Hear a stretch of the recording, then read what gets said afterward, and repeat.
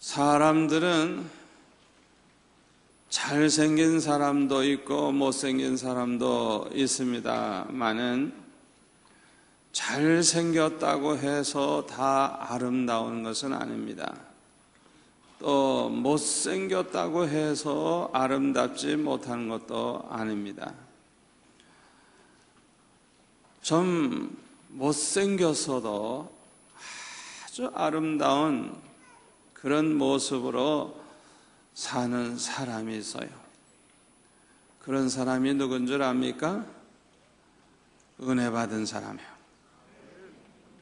은혜 받은 사람은 너무 아름다워집니다. 여러분들이 태어나기를 이렇게 못생기게 태어났을까 탄식하시는 분들 걱정하지 마세요. 은혜만 받으면 너무 아름다운 그런 모습으로 살 수가 있습니다. 은혜 받은 사람은 너무너무 아름다워요. 너무너무 아름다워요. 왜 은혜를 받으면 아름다워지느냐? 첫째로는 은혜를 받으면 기쁨이 충만해지기 때문에 그래요. 저는 초등학교 6학년 때 처음으로 은혜를 받았을 때 얼마나 기쁘고 얼마나 좋은지. 아무것도 걱정이 안 돼요. 먹을 것이 없어도 걱정이 안 되고, 집안이 어려워도 걱정이 안 되고, 앞길이 막막해도 걱정이 안 되고, 아무것도 걱정이 안 돼요. 얼마나 기쁘고 좋은지 형언할 수가 없어요. 너무너무 기뻐서. 여러분, 우리가 기도를 아주 은혜 충만한 가운데 기도하고 나서 그 기도하던 자리에서 바깥에 나와서 세상을 볼 때 그냥 온 세상이 그냥 방실방실 웃는 것 같아요. 밤낮 보던 그 하늘이고 그 땅이고 그 동네지만은 은혜 받고 나와서 볼 때 그냥 하늘도 새 하늘 같고 그냥 세상이 그냥 완전히 새로운 세상 같아요. 얼마나 아름다운지. 마음속에 그냥 기쁨이 넘치는데 저는요, 먹어도 기쁘고 안 먹어도 기쁘고 어떤 때는 밤을 꽉 세웠어요. 그 6학년 때 밤을 꽉 세우면서 공부를 했는데 피곤하지도 않고 왜 그렇게 기쁘고 좋은지. 그냥 기쁨이 충만한 가운데서 사니까 가뜩이나 잘생긴 얼굴인데 그냥 기쁨이 넘치니까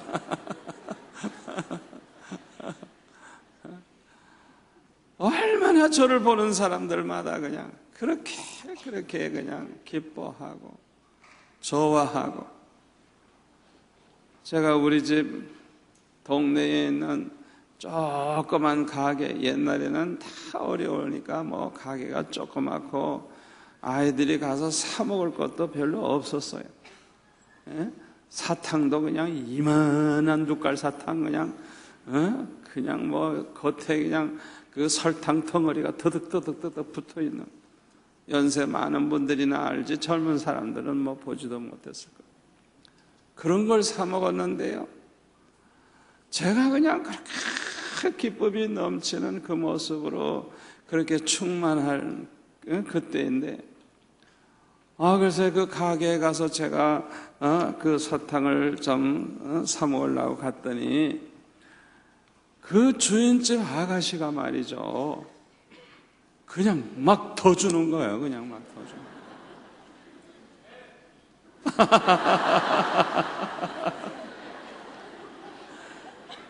얼마나 기분이 좋아하는지. 그냥 저를 보더니 그냥 돈대로 주질 않고 그냥 덥태기로 그냥 막 주는 거예요. 잊을 수가 없어요.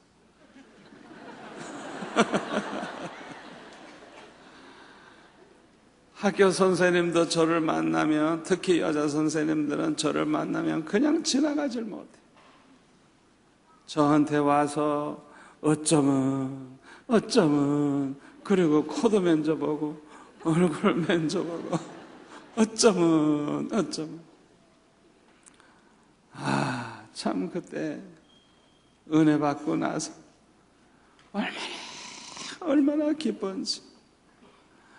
여러분이 지금 어떤 걱정을 가지고 나왔든지 어떤 문제가 있든지, 여러분들이 그냥 은혜를 받으면 아무것도 걱정이 안 돼. 그 당시에 제가 왜 걱정을 안 했는지도 모르는데요, 다 지나고 이렇게 돌이켜 보니까, 몇십 년 지난 후에 보니까 하나님이 은혜 받은 나를 위해서 모든 걸 다 준비해 놓으셨어요. 내 길을 다 예비해 놓으셨고, 그것도 제일 좋은 길로 하나님이 준비해 놓으셨고, 돌이켜보니까 그래요. 돌이켜보니까 그때 그렇게 은혜 받은 그 나에게 그렇게 기쁨이 충만하고 아무것도 걱정이 안 되는데, 정말 걱정할 필요가 없는 거예요. 따지고 보니까 하나님이 그냥 다 준비해 놓으셨더라고요. 여러분, 오늘 밤에 꼭 은혜 받으시기를 바랍니다. 은혜 받으시면 아름다워져. 그냥 기쁨이 충만하기 때문에 너무너무 아름다워져. 두 번째로는 은혜를 받으면 평강이 있게 되기 때문에 그래요. 마음에 평강이 있어요. 마음에 수심이 있고 걱정이 있는 사람은 얼굴이 벌써 달라요. 수심이 나타나요. 속일 수가 없어요. 속일 수. 이 불안한 마음이 있으면요, 그 불안한 마음이 얼굴에 나타납니다. 화가 나 있으면 가만히 있어도 화가 났다고 여기 써 있어요. 화났다 이렇게 써 있어요. 얼굴만 봐도 알아요. 얼굴만 봐도. 마음이 평안한 사람들, 그 얼굴에 그 평안함이 나타나요. 그래서 너무너무 아름다운 거예요. 은혜를 받으면 세 번째로는 감사하는 마음이 그 마음속에 넘치기 때문에 아름답게 보이는 것입니다. 네 번째로는 은혜 받으면 사랑하는 마음이 그냥 막 불같이 일어나요. 이거 진짜 은혜 받은 사람.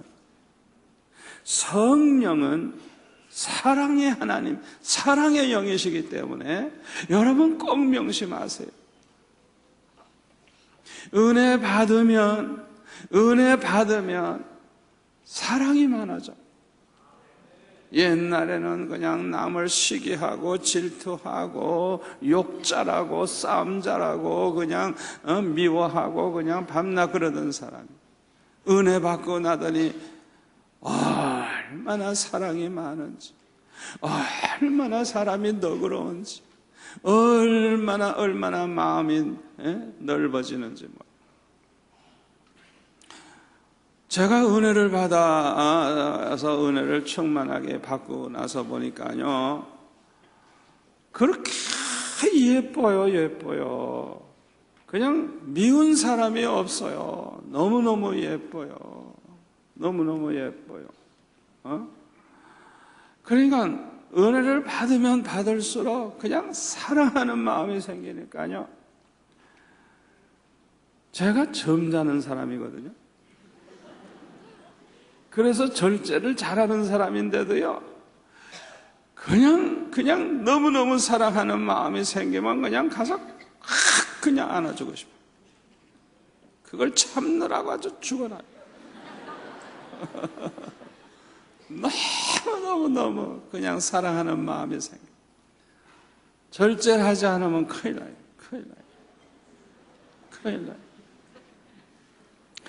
그러니까 그냥 사랑이 그냥 그 마음속에 그냥 충만할 때 얼마나 아름다운지 몰라요. 그 모습.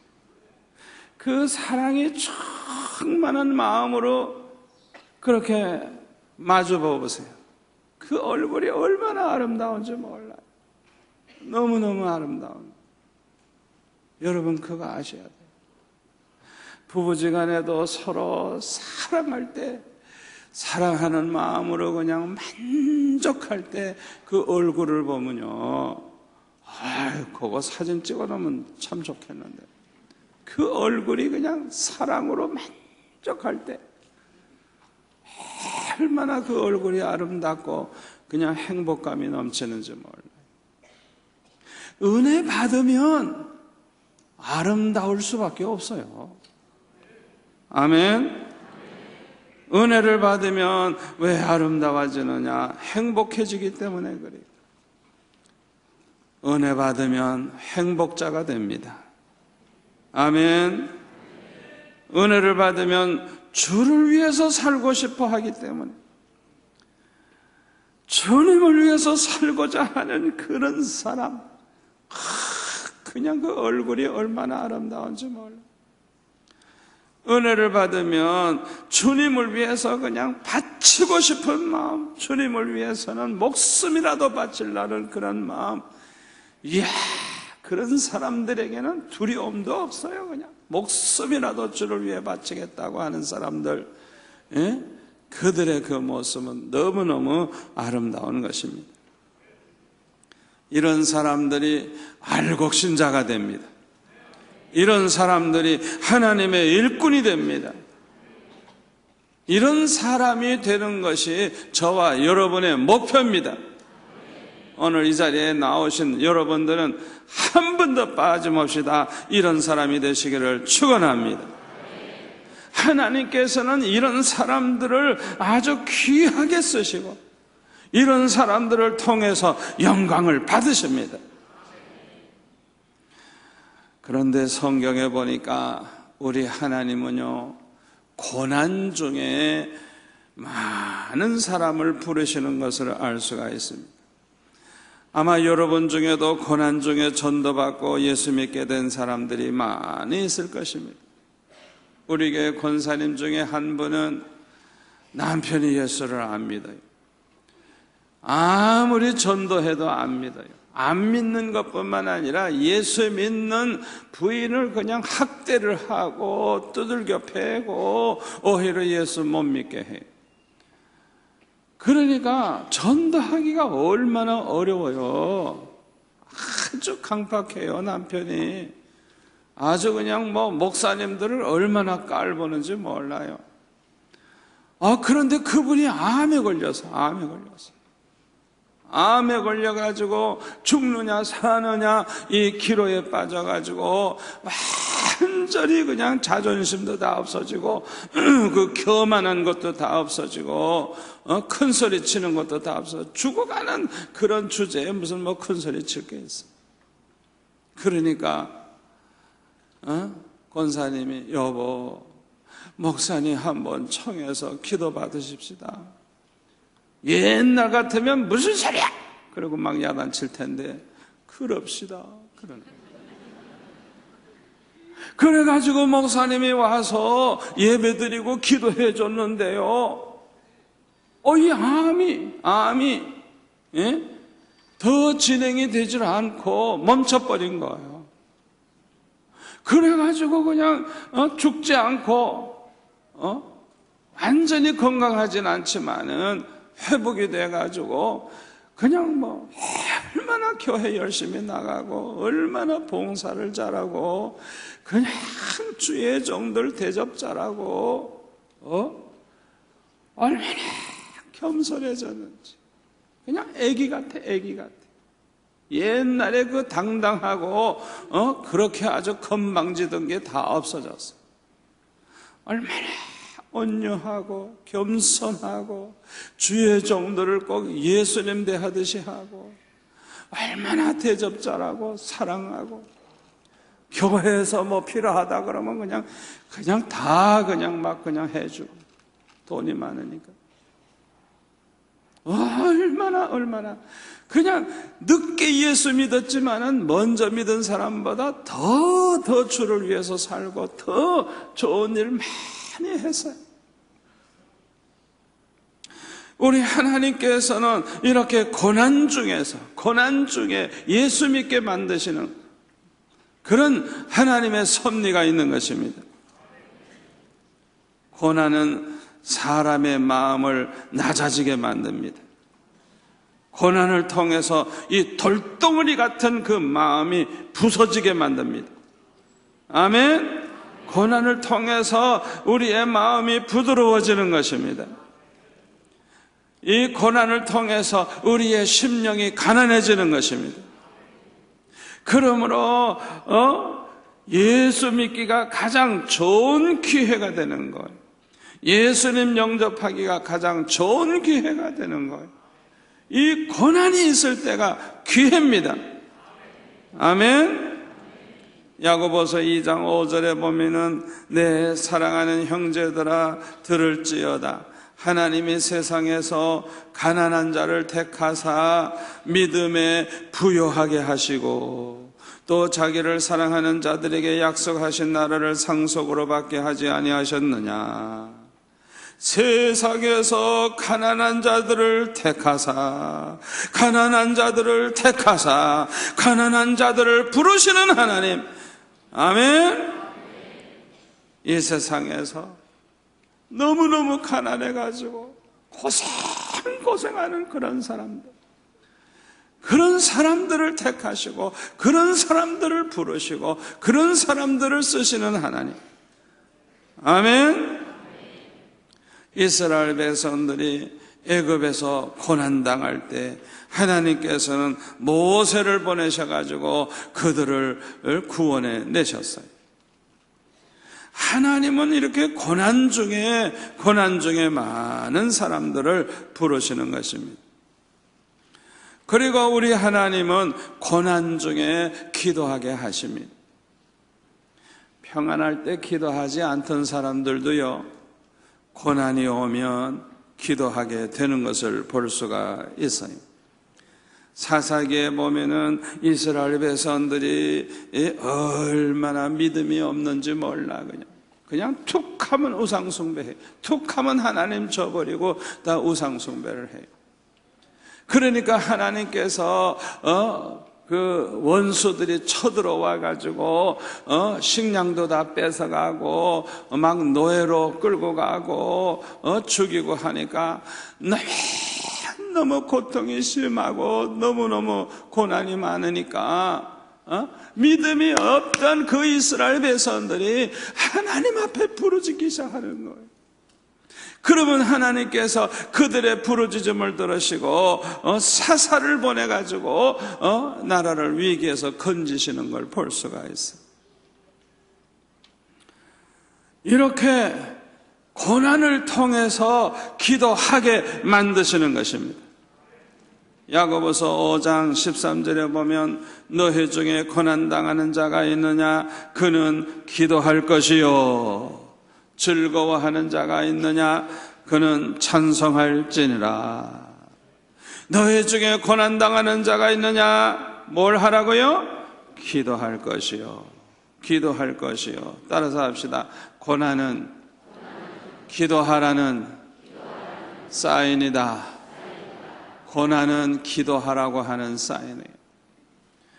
여러분, 고난을 품고 세월을 그냥 보내려고 하지 마세요. 울부짖으세요. 울부짖으세요. 하나님, 나를 차라리 불러가 주세요. 불러가 주세요. 그냥 아주 울부짖으세요. 울부짖으세요. 예? 고난이 왔을 때 그냥 참고만 넘어가지 마세요. 고난은 기도하라고 하는 사인입니다. 하나님께서 우리를 기도하게 하시려는 하나님의 뜻과 섭리가 있는 것입니다. 문제가 생겼을 때 그냥 세상 방법으로만 해결하려고 그러지 마세요. 너희 중에 고난당하는 자가 있느냐? 그는 기도할 것이요. 기도할 것이요. 기도하라고 하는 사인인데 기도하지 않고 병원에만 가고 사람만 찾아가고 인간적인 방법으로만 해결하려고 그러고 어떤 사람은 그냥 고민하고 걱정하고 끙끙거리면서 그냥 세월을 보내고, 얼굴은 그냥 찌그러진 깡통 같아가지고 그냥 찌푸리고 그냥 너무너무 그냥 괴로워하고. 여러분, 그렇게 사는 거 하나님이 기뻐하지 않습니다. 아멘. 고난이 왔을 때는 기도로 승부를 거세요. 그냥 기도로 승부를 거세요. 기도하라고 하는 사인이에요. 사인. 저는 어렸을 때 너무 고난이 많았어요. 너무 가난하고 고난이 많았어요. 다행스럽게 저는 은혜 받은 체험이 있기 때문에 항상 그 고난이 올 때마다 기도하는 삶을 살았어요. 그런데 초등학교 때보다 중학교 때 고난이 더 심해지고, 중학교 때보다 고등학교 때 더 심해지고, 대학생이 되니까 더 절망적이에요. 그러니까 나중에는요, 목숨 걸고 기도하는 거야. 차라리 내가 죽었으면 좋겠다. 고난이 더해질수록 내 기도가 더 아주 그냥 목숨을 거는, 그냥 아예 그냥 기도하다가 그냥 죽을란다 하는 그런 생각을 가지고 그렇게 강하게 기도하다가 보니까 얼마나 많은 은혜를 받고 얼마나 많은 체험을 하게 됐는지 몰라요. 알고 보니까 왜 그 고난을 주셨느냐, 왜 더 센 고난을 더 주셨느냐, 세게 기도하라고. 더 세게 기도하면서 불을 받게 하시고, 주님 만나게 하시고, 주의 음성 듣게 하시고, 기적을 체험하게 하시고. 아멘. 그러니까 그 더 심해지고 더 심해지는 고난 가운데서 내 기도가 더 세지고 더 세지고 더 세지니까 체험이 점점 더 많아지고 더 많아지고 더 많아지고 더 많아지고 간증거리가 더 많아진 것. 알고 보니까 하나님께서 은혜 주시기 위해서, 체험적인 믿음의 사람 만들기 위해서 고난을 통해서 더 기도 생활을 깊이 하게 하나님이 하신 거예요. 아멘. 우리 따라서 합시다. 고난이 왔을 때 기도하면 그 고난은 큰 은혜 받을 좋은 기회가 된다. 여러분, 고난 자체는 괴로운 것입니다. 그러나 그 고난이 왔을 때 기도하면 그 고난은 축복이 됩니다. 은혜 받을 기회가 됩니다. 주님 만날 기회가 됩니다. 체험할 기회가 됩니다. 주님 만날 기회가 되는 거예요. 얼마나 중요한 교훈인지 모릅니다. 우리가 열심히 기도하다가 보면 성령께서 역사하시는데요, 이 성령이 역사하시면 그 성령의 빛이 우리의 영을 비추어주면 이 영안이 밝아져요. 그래가지고 깨닫지 못했던 걸 깨닫게 돼요. 은혜를 받은 사람들에게 깨달음이 오는 거예요. 아멘. 은혜 받기 전에는 깨닫지를 못했는데 은혜 받는 순간에 깨달음이 오는 거예요. 이게 축복이에요. 여러분이 깨달음이 축복이에요. 죄와 허물이 깨달아지면 하나님 앞에 회개하게 되죠. 회개하면 하나님이 얼마나 기뻐하시는지. 죄인 하나가 회개하고 돌아오면 의인, 하늘에 있는 의인 99을 인해서 기뻐하시는 것보다 더 기뻐하신다. 할렐루야. 그런데 우리는 내 죄가 뭔지, 내 허물이 뭔지 깨닫지 못해가지고 밤낮 그대로 사는 거예요. 그 모습 그대로 사는 거예요. 얼마나 속상해요. 얼마나 속상해요. 많은 사람들이 그래요. 예? 깨닫지 못하기 때문에 그 모습 그대로 그냥 있는 거예요. 변화가 없는 거예요. 얼마나 속상해요. 그러나 은혜를 받으면, 성령이 역사하면 영안이 밝아지면서 어느 순간에 그냥 죄를 팍 깨닫게 하시는데요. 이야, 참 한순간에 깨닫게 하시는데 그것이 그냥 얼마나 큰 축복이 되는지 몰라요. 여러분 잘 들으세요. 우리가 깨닫지 못한 그 죄 때문에 막힌 데가 있어요. 막힌 데가 있다고요. 막힌 데가 있어요. 그런데 그 죄를 깨닫는 순간에 그 죄를 회개하면서 그 막혀있는 게 다 없어져 버려요. 열려요. 열려요. 아멘. 그렇기 때문에 깨닫는 게 얼마나 큰 축복인지 몰라요. 저는 저 자신을 잘 깨닫는다고 생각을 했는데도요, 참 늦게까지도 깨닫지 못한 게 하나 있었어요. 그게 뭐냐 하면, 저는 뭐라 그럴까요?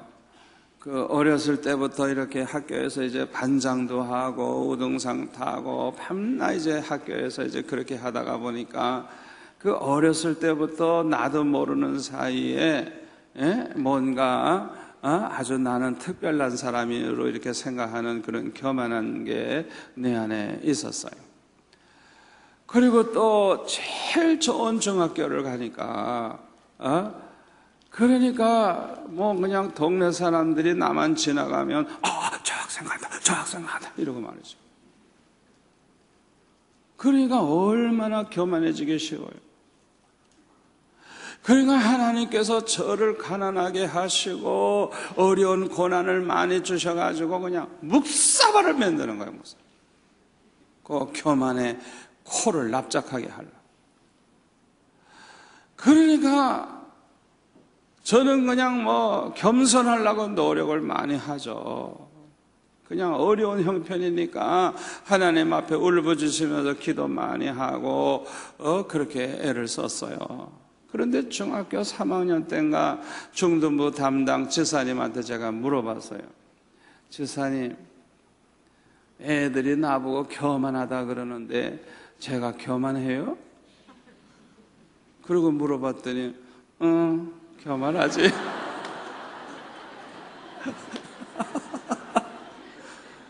아이고 주여. 그래가지고 제가 얼마나 울었는지 몰라요. 얼마나.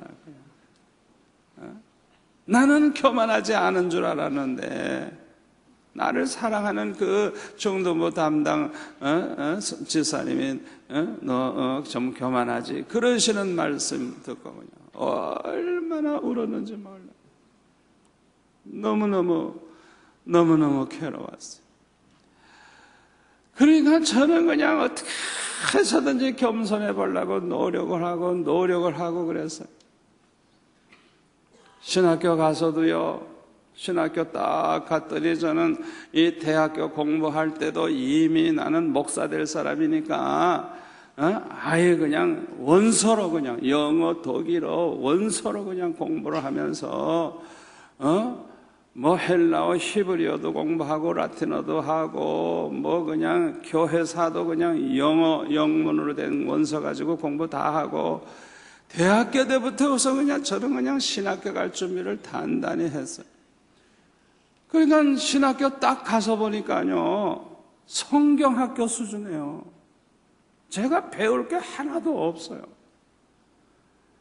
그래서 교수들이 저보고 그래요. 저보고는 나가 놀래. 그리고 시험 때만 와서 시험만 치래. 그러니까 신학교를 완전히 이제 공치게 생겼잖아요. 그래서 하나님 앞에 기도했어요. 어쩌면 좋죠. 어쩌면 좋죠. 이런 신학교를 다녀야 됩니까? 어쩌면 좋죠. 그때 주님이 말씀하시는 거예요. 너는 신학교 3년 동안에 겸손을 배우고 졸업하면 된다. 겸손을 배우라. 목표를 겸손 하나로 두고 공부하라는 거예요. 겸손. 내가 얼마나 겸손한 사람이 되는. 그래서 그 다음부터는요, 아예 1등 할 생각은 안 해요. 공부 안 하면 1등 안 하잖아요. 괜찮잖아요. 그냥 강의 듣고 시험만 그냥 치는 거예요. 공부도 안 하고. 그러면 1등 안 하죠. 1등 했다가 또 교만해질 거 아니에요? 나는 목표가 겸손해지는 게 목표. 신학교 3년 동안의 목표. 저는 그렇게 신학 공부해서 마쳤어요. 하나님께서 그렇게 말씀도 해주셔서 신학교 3년 동안에도 겸손한 주의 종이 되려고 노력을 했는데도 나는 겸손하지 못했다는 걸 나는 모르고 있었어요. 이야, 내 안에 그 교만의 뿌리가 얼마나 깊은지, 교만한 그 성품이 그냥 있으니까 못 깨닫는 거예요. 못 깨달아. 그런데 지금으로부터 10수년 전에 태국 파타야라는 곳에서 선교사들 수백 명이 모여가지고 3박 4일인가 4박 5일인가 수양회를 하는데, 제가 이제 새벽과 저녁 설교를 맡아가지고 계속 이제 집회를 했는데, 그때 그 선교사들에게 사랑이 없이는 선교사 자격 없다. 원수까지라도 사랑하는 마음을 가지고 선교를 해야 선교를 할 수 있지. 선교사들끼리도 사랑하지 않으면 그런 사람은 선교할 수가 없다. 막 야단을 치고 설교 끝난 다음에는 강제로 그냥 둘씩 다 안아주고 기도하라. 그래가지고 그냥 기도를 시키는데 그냥 첫날은 조금 미지근한데 둘째 날은 뜨거워지고 셋째 날은 그냥 난리가 나서 성령이 역사하는데, 그런데 선교사 중에 한 사람만 말을 안 들어. 그냥 나를 독사 같은 눈으로 그거 쳐다보고 있어. 무슨 원수가 졌는지. 왜 그렇게 말을 안 듣죠, 그 선교사가. 그래서 어떻게 해요? 다른 사람들은 다 순종하고 끌어안고 막 기도하고 난리가 났는데 그 선교사는 가만히 있는 거예요. 나만 독사 같은 눈으로 쳐다보는 거예요. 어떡합니까? 그 선교사 저 모습대로 그대로 돌아가면 꼭 죽을 것 같아요. 그냥 돌아가면 죽을 것 같아요. 하나님이 걷어가실 것 같아요. 얼마나 급합니까? 저대로 죽으면 안 되는데, 은혜 받아야 되는데. 그래가지고요, 다른 선교사들은 그냥 막 끌어안고 기도하지만 그 사람은 혼자 딱 있으니까 제가 찾아가가지고 그 선교사를 이렇게 안아줬어요. 그리고 기도했는데요, 돌덩어리, 얼음덩어리를 안는 것 같아요. 전혀 반응이 없어요. 그래서 호주머니에서 500불을 꺼내가지고 이렇게 좀 줬어요. 돈 주면 좀 달라질까 하고. 그런데 돈만 받고 안 변해요. 똑같아요. 그래서 제 마음속에 자꾸 걱정이 되는 거예요. 저 사람이 꼭 돌아가면 죽을 것 같아요. 하나님이 자꾸 영감을 주시는 거예요. 돌아가면 꼭 죽을 것 같아요. 선교지에 가면 죽을 것 같아요. 그런 영감을 주시는 거예요.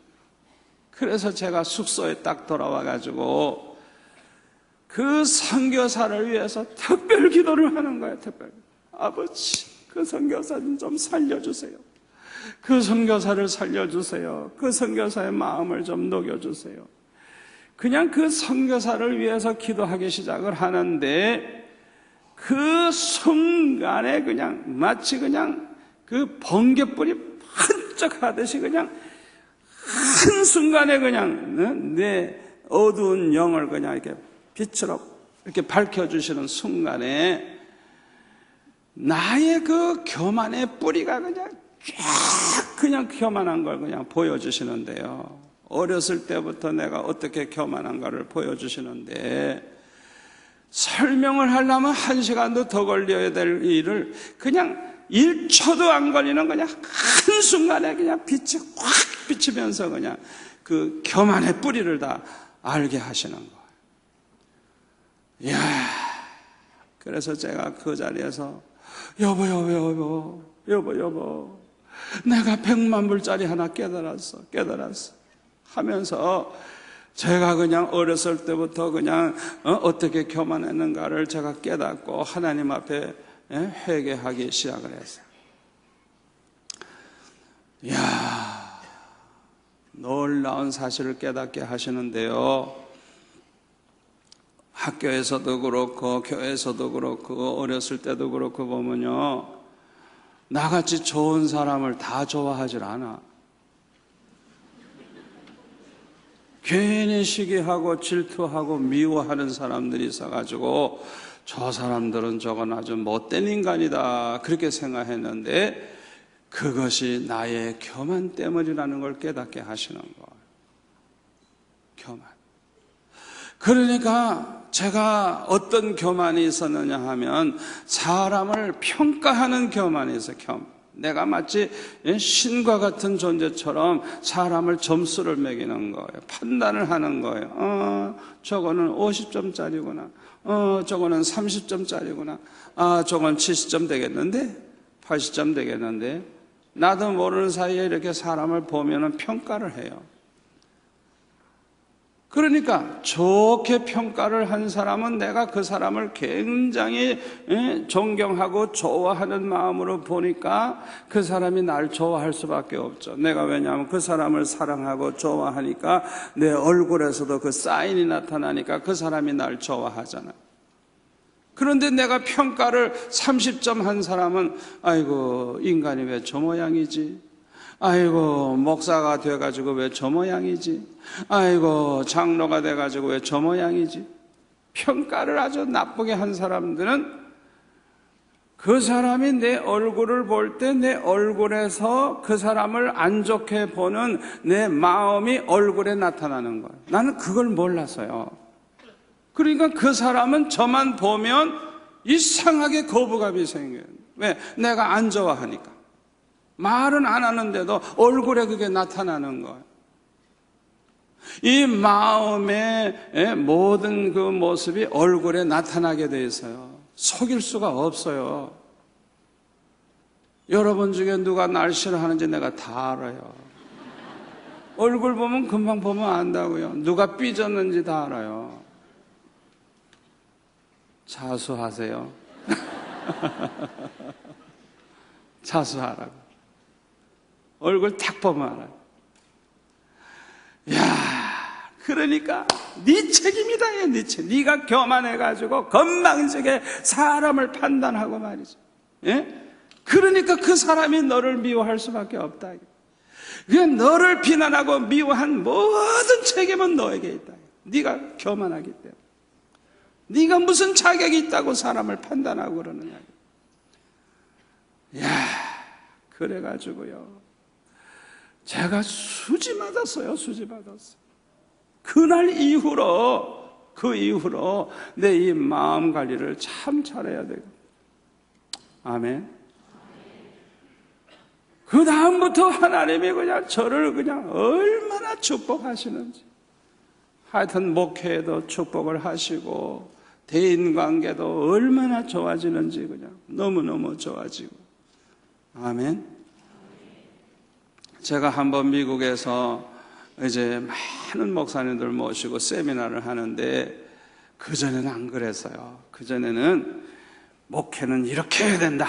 이렇게 하면 안 된다. 그냥 칼날같이 그냥 흑백을 가려가지고 그렇게 강의만 열심히 했는데요. 어떤 때는 강의하면 할수록 얼굴이 더 시커매져. 절망이야, 절망. 왜? 내 강하게 들으면 들을수록 자기네들은 소망이 없다는 걸 알게 되니까 절망해져. 그런데 제가 은혜 받고 깨달은 다음에는 그 미국에서 목회하느라고 얼마나 힘듭니까? 너무 힘드니까 제가 그분들의 입장으로 돌아가서 그냥 힘들고 앞길이 막막하고 답답한 그들의 마음으로 돌아가서 안타까운 심정을 가지고 그분들에게 필요한 메시지를 똑같은 강의 아니지만은 그분들의 입장에 서서 강의를 하기 시작한 거예요. 마음속에 사랑하는 마음, 긍휼히 여기는 마음, 위로하는 마음, 안아주는 마음, 싸매주는 마음, 그런 마음을 가지고 똑같은 강의안을 가지고 강의를 한 거예요. 이야, 얼마나 은혜를 받는지. 이틀 동안을 했는데, 아침부터 저녁까지 이틀 동안을 했는데요, 그때 만든 테이프가, 녹음한 테이프가 수만 개가 나갔어요. 수만 개. 그 테이프를 들으면 그냥 막 사랑을 느끼니까, 그냥 막 사랑을 느끼니까 얼마나 은혜를 받았는지 몰라요. 많은 목사님들이 그 테이프 듣고 새 힘을 얻고 새 역사가 일어났어요. 얼마나 깨달음이 중요한지 모릅니다. 저와 여러분이 자기 나름대로의 아주 결정적인 결함이 있습니다. 허물이 있어요. 저에게 교만의 뿌리가 남아 있었던 것처럼. 그걸 깨달으면 아주 수주 맞습니다. 아멘. 우리가 은혜를 받으며 깨달음이 와요. 하나님의 은혜와 사랑이 깨달아져서 감사하는 마음이 있으니까 얼마나 기쁘고 행복한지 몰라요. 또 우리를 향하신 하나님의 뜻과 계획을 깨닫게 돼요. 바로 내가 할 일이 이것이구나. 나는 남은 여생 이걸 위해서 살아야 되겠다. 자기의 사명을 깨닫게 돼서 아주 그냥 충성스러운 삶을 살아서 귀한 일꾼이 되는 거예요. 그리고 이렇게 깨달은 사람들에게는 변화가 일어납니다. 여러분, 은혜 중에 가장 큰 은혜가 뭔지 압니까? 성품이 변화되는 겁니다. 다른 건 잘 변하는데 그 성깔은 잘 안 변하고, 성깔.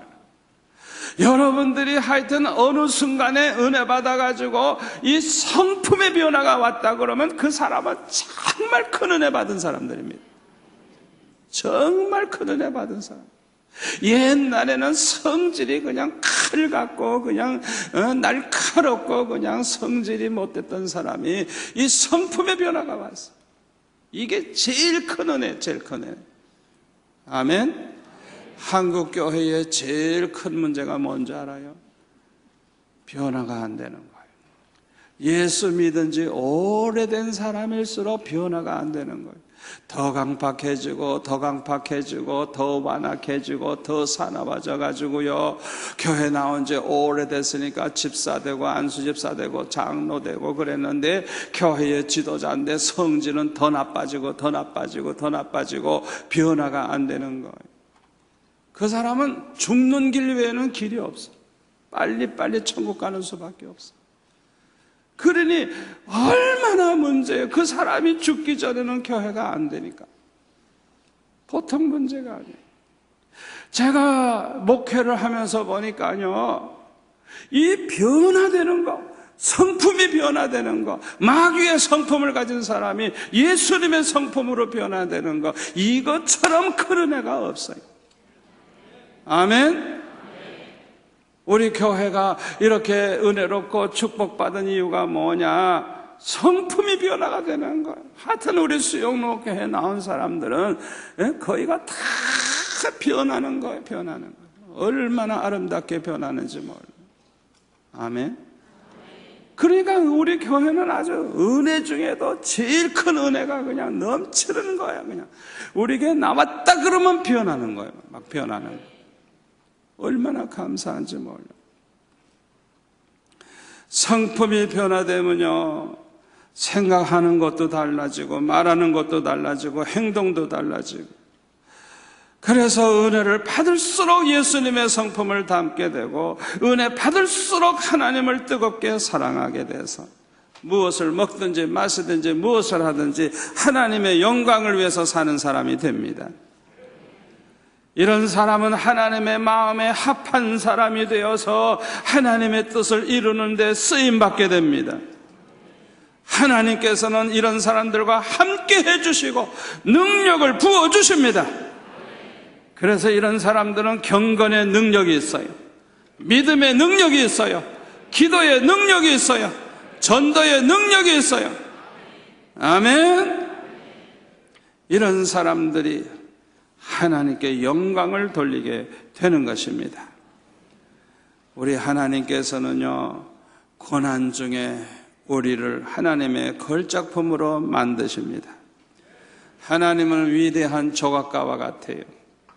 조각가가 돌을 하나 갖다 놓고 그거를 이제 끓인가요? 이걸로 탁 쳐서 이제 막 돌을 깎아내죠. 그냥 말을 안 해서 그렇지 얼마나 아프겠어요.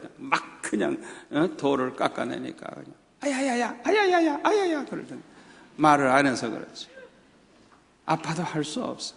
그냥 이 조각가가 그냥 능한 그 손길로 그냥 막 그냥 돌을 두들기고 이래가지고 아름다운 조각품을 만드는 것처럼 그 고난의 과정을 통해서 우리가 하나님의 걸작품이 되는 것입니다.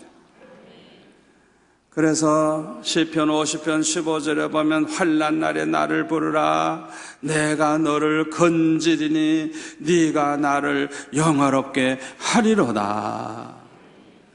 환난 중에 부르짖는 사람들에게 하나님께서 은혜를 베풀어서 그 환난에서 건져주실 뿐만 아니라 하나님을 영화롭게 하는 걸작품이 되게 해 주신다는 것.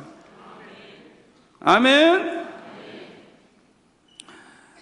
그렇기 때문에 저와 여러분은 어떤 고난이 있든지 지금 하나님이 나를 걸작품으로 지금 만들고 계시구나, 그렇게 생각하면 틀림이 없어요. 아멘.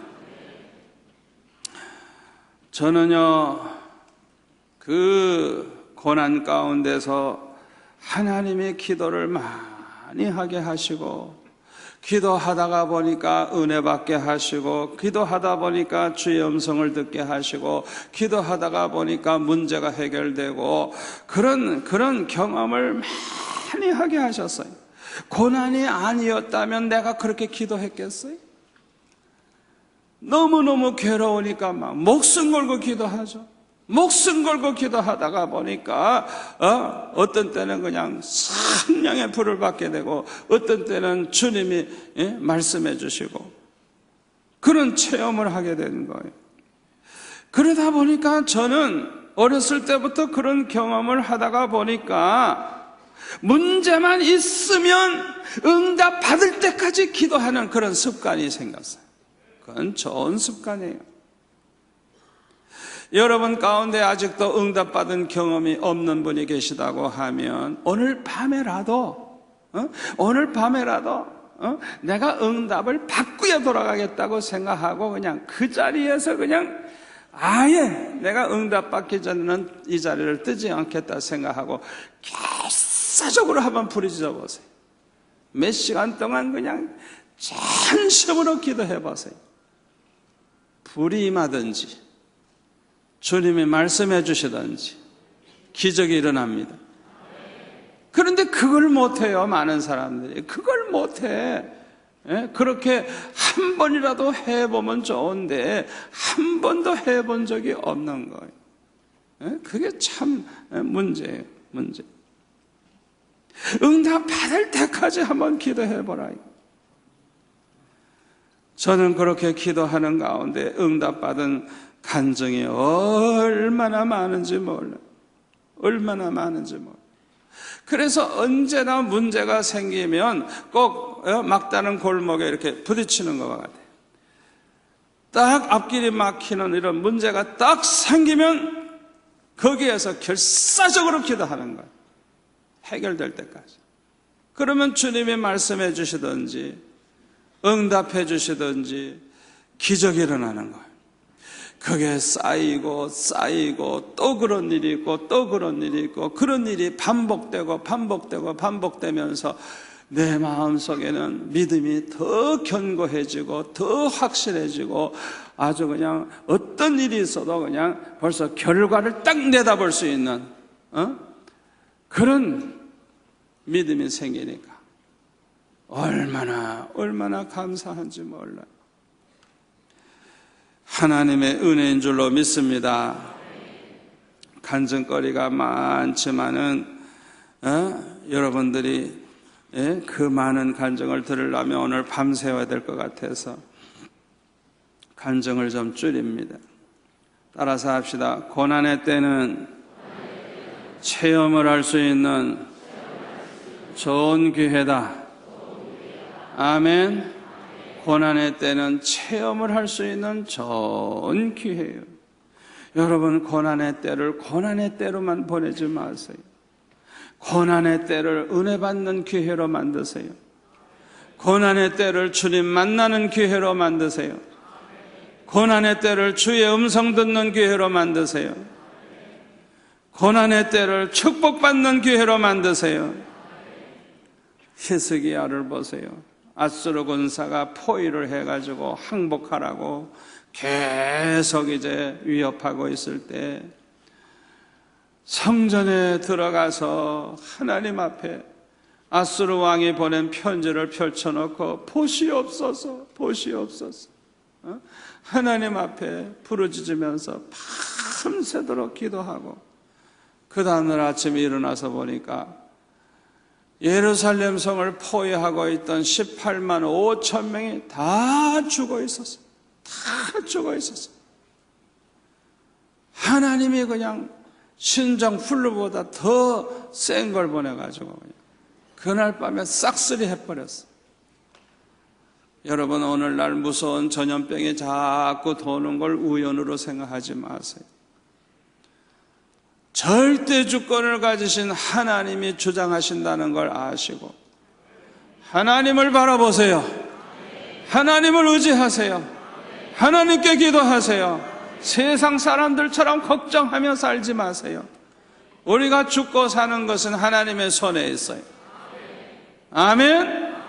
하나님의 백성은 하나님의 계획 가운데 있는 하나님의 영광을 위한 하나님의 자녀, 영생하는 하나님의 자녀이기 때문에 세상 사람들하고 달라요. 아멘. 세상 사람들처럼 걱정하고 두려워하지 마시기를 바랍니다. 문제가 딱 생기면 하나님 앞에 엎드렸어요. 왜? 하나님의 허락이 없이는 우리 머리털 하나도 상하게 할 자가 없다 그랬어요. 하나님을 바라보세요. 하나님께 기도하세요. 아버지, 어쩌실랍니까? 아버지, 왜 이러십니까? 왜 이러십니까? 좀 물어보라고. 아멘. 아버지, 말씀으로 하세요. 말씀으로. 말씀 좀 하세요. 말씀 좀 하세요. 그렇게 기도하세요. 하나님 말씀하실 때까지 기도하세요. 그래서 기어코 주님의 말씀을 들으세요. 듣는 순간에 그냥 안개가 한순간에 사라지는 것처럼 그냥 문제가 해결되고 걱정이 해결되고 얼마나 놀라운 일이 일어나는지 몰라요. 아멘. 히스기야가 죽을 병에 걸렸을 때 이사야 선지자를 통해서 유언이나 하라고. 너는 이제 하나님이 걷어가시려고 그러니까 유언이나 하라고. 그러면 끝난 거죠 뭐. 그럼에도 불구하고 히스기야가 벽을 향하여 마주 앉아서 그냥 울부짖으면서 하나님 앞에 부르짖어 기도했어요. 하나님이 히스기야의 눈물을 보시고 15년을 더 연장시켜 주겠다. 목숨을 연장시켜 주겠다고 하셨어요. 그래서 그 증거로 해시계가 뒤로 10도나 물러가게 해 주시겠다. 그런 큰 표적이 일어난 거예요. 고난의 때에 기도하면 놀라운 체험을 할 수 있는 기회가 됩니다. 아멘. 베드로도 헤롯이 감옥에 집어넣었을 때 이제 곧 죽게 생겼죠. 그 고난, 그 위기가 큰 체험을 할 수 있는 기회가 온 것입니다. 그때에 성도들이 기도하니까 옥문이 열리고 쇠사슬이 풀리고 하나님의 천사의 손에 이끌려서 무사히 나오지 않았어요. 이런 일은요 지금도 일어나고 있습니다. 중국에서도 이런 간증을 하는 성도들이 많아요. 예? 성경에 일어난 기적이 지금도 일어나고 있어요. 아멘. 언제나 고난이 있을 때, 문제가 있을 때 고난으로 보지 말고 문제로만 보지 말고 이때야말로 내가 체험할 수 있는 좋은 기회다, 그렇게 생각하세요.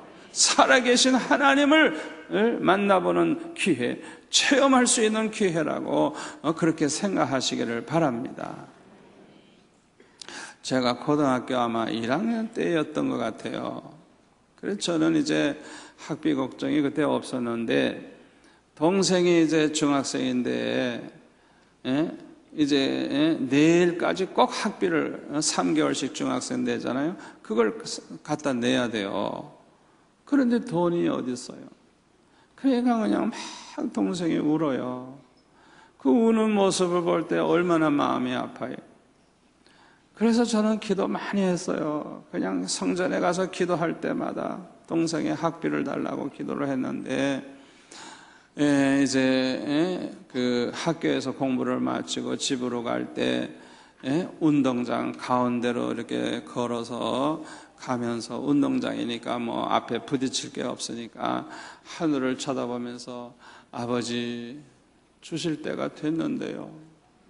주실 때가 됐는데요. 왜? 오늘은 꼭 돈이 생겨야 내일 가져가니까. 아버지 주실 때가 됐는데요. 그냥 그러고 기도하면서 가는 거예요. 주실 때가 이제는 됐는데요. 그동안 기도해 왔으니까. 그런데 집에 가서 보니까 모르는 웬 아주머니가 와 있는데 아주 부잣집 마나님이 와 앉아 있더라고요. 우리 집에.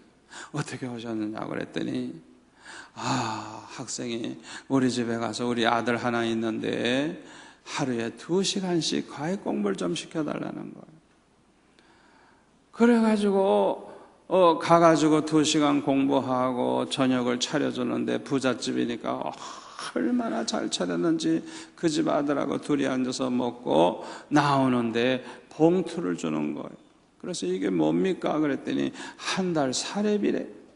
얼마인지도 모르고 고맙습니다 받아가지고 집에 와서 봉투를 열어보니까요, 3개월에 그 당시에 한 700원인가 냈는데 3번 낼 수 있는 2,000원이 들었어요. 2,000원. 하나님께서 그렇게 그냥 넘치게 주셨어요. 야, 아버지 주실 때가 됐는데요. 주실 때가 됐는데요. 여러분, 그런 어려운 가정, 어려운 형편에 있기 때문에 이런 체험을 하게 된 거예요.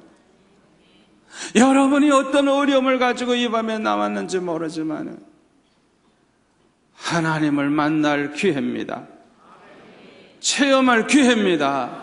주의 음성을 들을 기회입니다. 좋은 기회로 삼으시기를 바랍니다. 그리고요, 어렸을 때 찾아온 고난은 탈선을 막아주는 울타리가 되었다는 사실을 저는 깨달았어요. 어렸을 때 고생하는 거는 절대로 그거는 축복이에요. 축복. 어렸을 때 고생하는 거 너무 안타까워할 필요가 없어요. 어렸을 때 너무너무 고난이 많고 어려움이 많으니까 하루에 3번씩 교회 가서 기도했죠. 대학생 때는 더 어려우니까 하나님 앞에 다 결사적으로 기도했어요. 그런데 하나님께서 입시생들 가액 공부 시키는 거, 보통 한 5명씩 이렇게 가액 공부를 시키는데 서울대학교 6개월 학비가 6,000원인데 3만 원씩 받았어요. 요새 대학생들 뭐 한 달에 뭐 1,000만 원도 된다면 5배면 5천만 원 아니야? 고액가해를 했다고요, 제가. 국립대학이니까 요새 뭐 몇백만 원 되겠습니다만은 하여튼 그거에 5배 되는 사료를 매달 받았어요. 하나님께서 그렇게 하시면서 그냥 집에 가자마자 공부 시작해서 12시까지 해요. 그리고 딱 잠들면 5시에 일어나서 또 2시간을 해요. 그리고 밥 먹고 학교 가요. 그렇게 매일 그렇게 사니까 생각해 보세요. 5시간을 못 자는 거 아니에요, 내가? 씻고 또 자야 되니까. 그렇게 생활을 하다가 보니까요, 시간이 전혀 없는 거예요. 뭐 데이트할 시간도 없고 미팅할 시간도 없고 한눈 팔 시간도 없고 그냥 학교 공부하지 않으면 교회 예배 드리러 나가고 애들 가리키고 학교 가서 공부하고 그냥 완전히 다람쥐 쳇바퀴 돌듯이 그냥 뱅글뱅글 도는 그런 삶을 그냥 완전히 산 거예요. 그래서 학교에서 휴강을 하고 강의가 없으면 그 시간에는 도서관에 들어가 공부하는 그 시간이야말로 나에게는 황금과 같은 시간. 왜? 내 시간이 없습니다. 그렇게 쫓기면서 졸업을 했는데 그래도 졸업장은 줍디다. 그렇게 공부를 쩔쩔매면서 해놨다. 그래서 졸업식하고 교회 와서 엎드려서 기도했어요. 아버지 하나님, 왜 나는 대학 4년을 이렇게 보내야 됩니까? 공부도 제대로 못하고 놀지도 못하고 미팅도 못하고 대학 4년이 이게 뭡니까? 잠도 못 자고 하나님 앞에 하소연하면서 왜 나는 대학 4년을 이렇게 보내야 됩니까? 주님 앞에 기도할 때 내가 너를 그렇게 묶어놓지 않으면 네가 목사가 될 것 같으냐? 저를 묶어놓으셨대요. 한눈 팔지 못하도록, 딴짓 못하도록 묶어놓으셨대요. 주의 종 만들라고. 대학생을 잘못 보내가지고 평생 후회하는 목사님들 많아요. 대학교 때 죄를 짓고 대학교 때 엉터리로 살고 그것이 평생에 문제가 되는 거예요. 목회가 안 돼요. 하나님이 저를 향한 계획이 있기 때문에 비록 고난은 되지만 고생은 되지만은 딴짓 못하도록 묶어놓으신 거예요. 알고 보니까 묶어놓으신 거예요. 이야, 얼마나 감사한지, 얼마나 감사한지. 여러분, 오늘날 여러분들이 고난이 있다고 하면 그 고난 때문에 여러분들이 겸손해지고 고난 때문에 기도 많이 하고 고난 때문에 하나님을 찾고 그러므로서 여러분들이 달성할 수 있는 그 모든 것을 이제 하나님의 은혜로 하나님이 막아주신다는 걸 감사하시기를 바랍니다.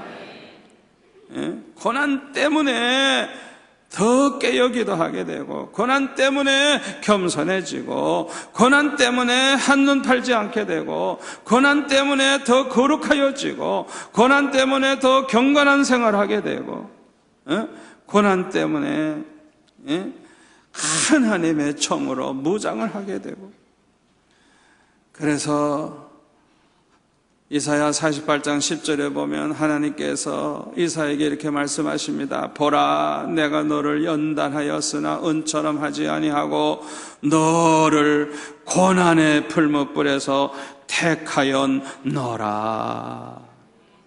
아멘. 고난의 풀무불에서 너를 택하였노라. 하나님의 마음에 맞는 종, 하나님이 기뻐하시는 종, 하나님의 영광을 위해서 목숨 거는 귀한 종을 만들기 위해서 고난의 풀무불 속에 집어넣어서 연단을 하시는 것입니다. 오늘 이 자리에 나오신 여러분들 가운데 고난의 풀무불 가운데 들어가 있는 분 계십니까? 낙심하지 마시고 절망하지 마시고 하나님이 나를 하나님의 걸작품으로 만들기 위해서 그렇게 하신다는 걸 믿으시기를 바랍니다. 여러분들이 이렇게 철학기도에 나와서 기도하는 이런 자세만 가지고 이 고난의 때를 산다고 하면 끝까지 승리하게 될 줄로 믿습니다.